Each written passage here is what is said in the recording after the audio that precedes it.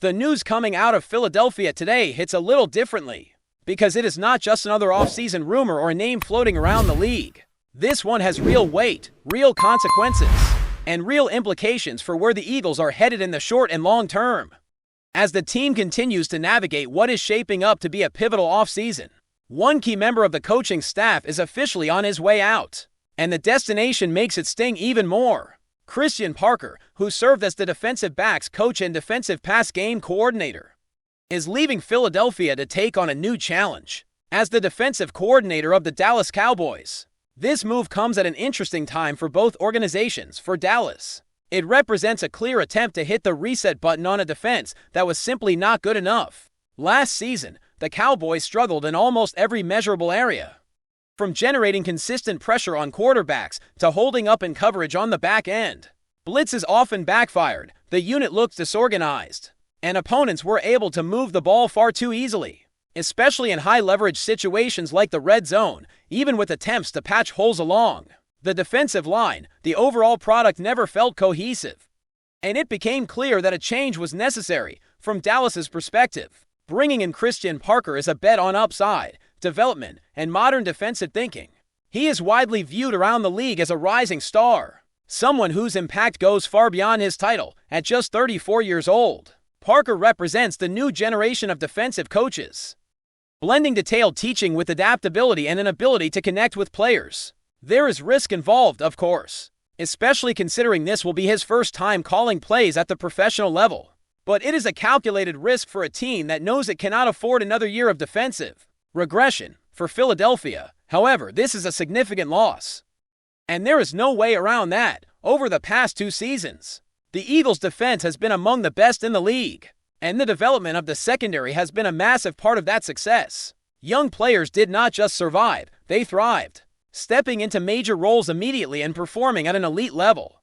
That does not happen by accident. While talent acquisition matters, coaching is what turns potential into production, and Parker played a central role in that process. Take the rapid rise of Quinyon Mitchell as an example. From the moment he stepped onto an NFL field, there was a sense that he belonged. There was no extended adjustment period, no prolonged stretch of mistakes that rookies often go through. When transitioning to the professional game, he lined up against top receivers, matched speed with speed, and consistently held his own. Week 1, on the road, in a hostile environment, he made his presence felt immediately as the season went on.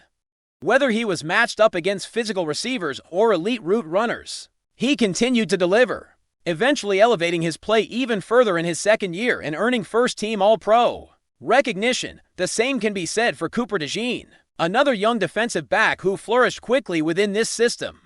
Both players became foundational pieces of a defense that not only ranked at the top of the league, but also delivered on the biggest stage. Shutting down an elite offense in the Super Bowl is no small feat, and the performance of the secondary was a major reason the Eagles were able to control that game.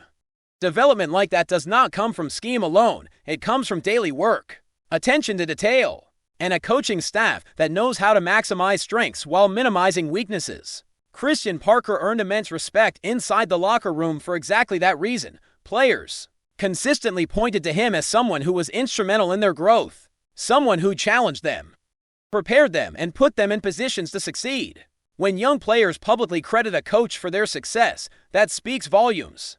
It is not just about technique or film study, but about trust and communication, and Parker clearly had that with his group. His coaching resume also tells a broader story. Before his time in Philadelphia, he was involved in the development of established stars and rising talents alike, working with elite defensive backs who reached the highest individual honors in the league. He has been part of successful defensive systems under respected minds, learning and evolving along the way. Coaches with that background do not stay position coaches forever, and it was always a matter of time before Parker received a bigger opportunity. Still, timing matters, and this departure creates immediate challenges for the Eagles.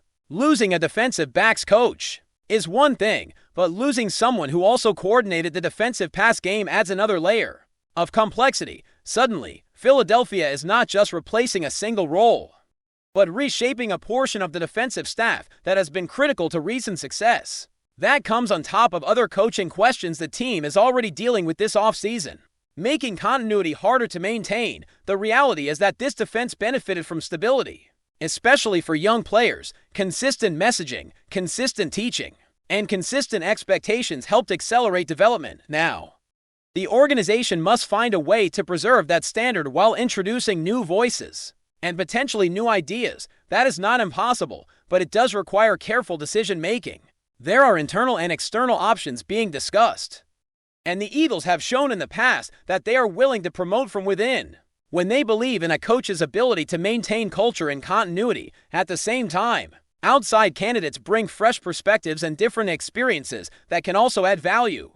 The challenge will be identifying someone who can step into a demanding role and immediately earn the trust of a talented but still young secondary. What makes this situation even more complicated is the broader coaching movement happening around the league. Changes elsewhere can indirectly impact Philadelphia, especially when it comes to offensive coordinator candidates and staff reshuffling.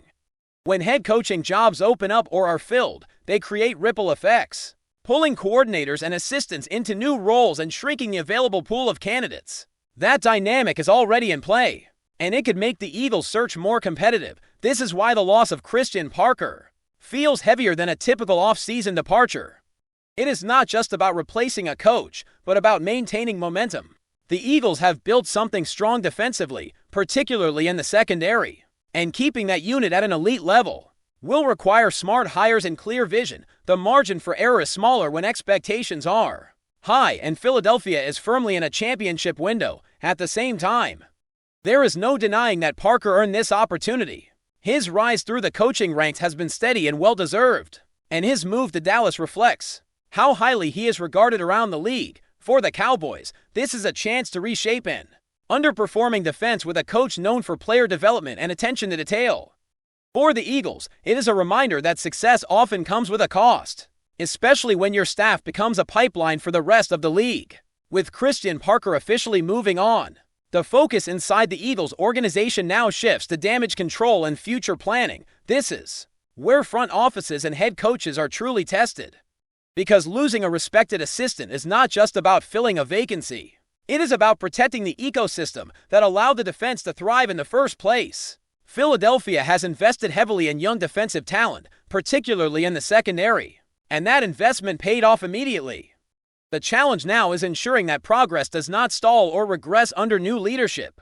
One of the reasons this situation feels so delicate is because the Eagles' secondary is no longer a question mark or a rebuilding project. It is a strength, and expectations have changed. Opposing quarterbacks now game plan around these defensive backs, and that level of respect only comes when consistency meets performance. Whoever steps into this role will inherit a group that expects to compete at the highest level every single week.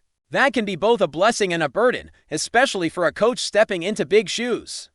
Internal candidates are always intriguing in situations like this, because they already understand the structure, the language, and the standards of the building.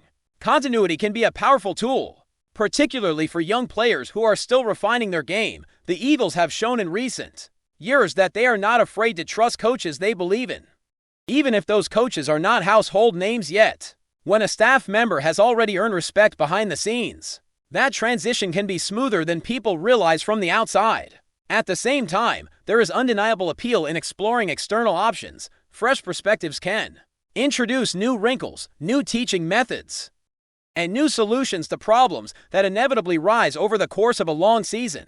The key is balance. The Eagles do not need to reinvent their defensive identity. They need someone who can build on what already works while making subtle adjustments as the league evolves. Overcorrection is often where teams get into trouble after losing a successful coach.